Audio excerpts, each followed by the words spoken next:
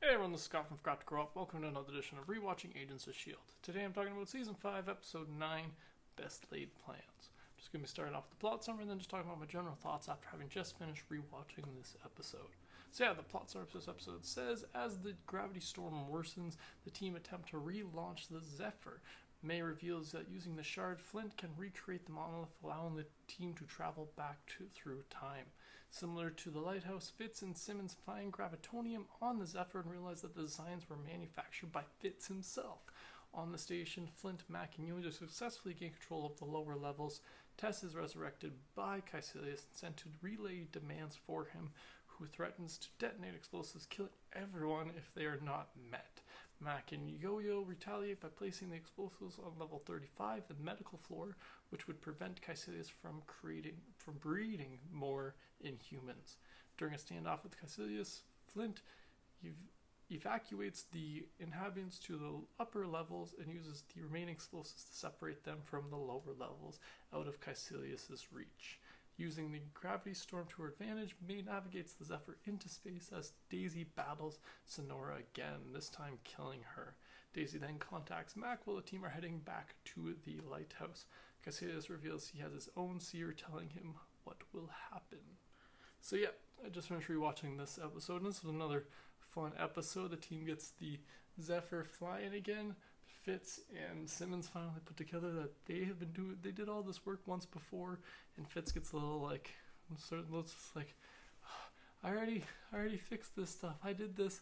And this just proves that we didn't get successful. And Simmons like, well, this just proves that we make it back. And it's like, well, yeah, but it also proves that you didn't change anything. So I thought that was an interesting thing to put into this episode. I really enjoyed the protectiveness we see Mac shows of Flint, particularly, like we already kind of get hints at that throughout this, not hints to it, pretty blatantly see that throughout most of the season, but this episode I think it shows a little bit more him trying to shield Flint from the,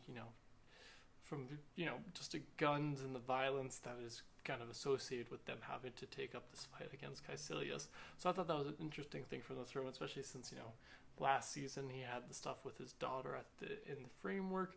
So it's interesting to see him kind of taking on this kind of father figure type role to this kind of kid who doesn't have any parents. So I thought that was an interesting thing. We get zombie Tess, or Tess the zombie. Not really a zombie, but she gets resurrected, which is just a fun thing. Way to bring her character back and relay messages. And we've already know that the Kree kind of have the ability to do that from before, so why not? That's kind of how Coulson and Daisy were brought back at some point, I think, if I remember correctly. Anyways, another fun little thing that happened in this episode was Yo-Yo running into an energy field, which I will never think gets old.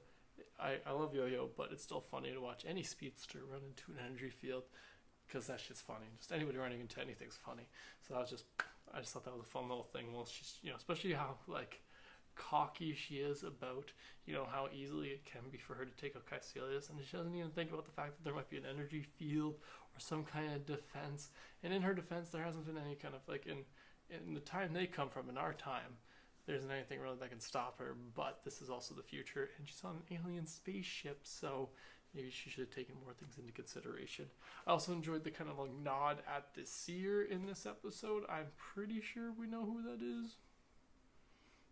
If you got that little Yo-Yo. Yeah, I think so. That's, if I'm remembering correctly, which was just a little fun little nod until we discover who it actually is, I believe, in the next couple episodes.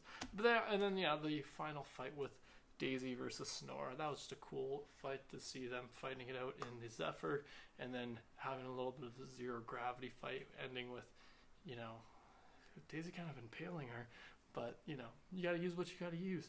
So that was just a fun little scene to see in this episode. But yeah, that's all my general thoughts for this episode. Be sure to let me know in the comments below what you thought of this episode of Agents of S.H.I.E.L.D. Thanks again for joining me today. Sure to subscribe to the channel if you haven't already. Have a good one.